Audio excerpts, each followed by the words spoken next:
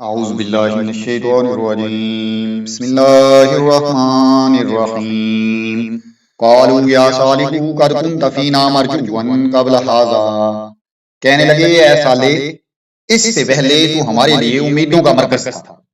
مرجوا امیدوں کا مرکز۔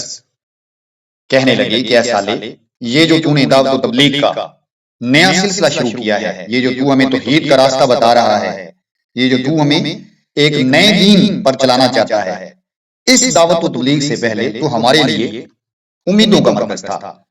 ہماری تم سے بہت سی امیدیں وابستہ تھی۔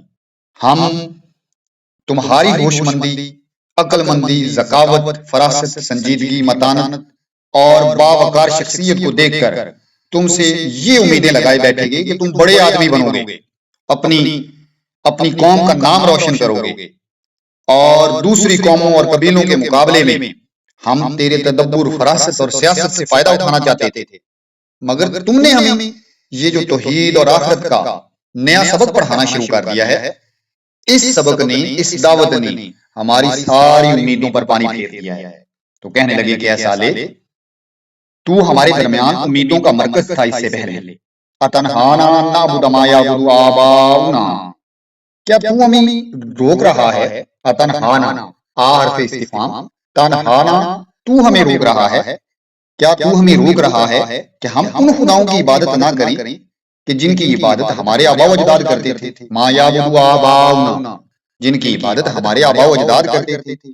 وَإِنَّنَا لَفِي شَكٍّ مِّمَّا تَدْعُونَ إِلَيْهِ مُرِيبٍ، اور جس طرف تو ہمیں بلا رہا ہے، جس راستے پر تو ہمیں چلا رہا ہے، جو خدا کی تبلیغ تو ہمیں کر رہا ہے، جس رب کی طرف تو ہمیں بلا رہا ہے، اس کے بارے میں ہم کو سخت شبہ ہے، اور اس شبے نے ہمیں خلجان میں ڈال دیا ہے۔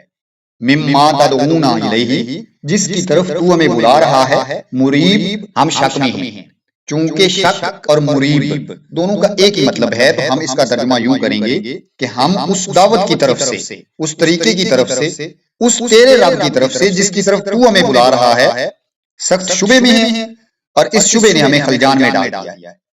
انہوں نے کہا کہ اے صالح اس سے پہلے تو ہمارے درمیان ہماری امیدوں کا مرکز تھا، کیا تو ہمیں ان معبودوں کی عبادت کرنے سے روک رہا ہے کہ جس کی عبادت ہمارے آبا و اجداد کرتے تھے؟ تو جس طریقے کی طرف ہمیں بلا رہا ہے اس کے بارے میں ہم کو سخت شبہ ہے، جس نے ہمیں خلجان میں ڈال دیا ہے۔ صدق اللہ العظیم۔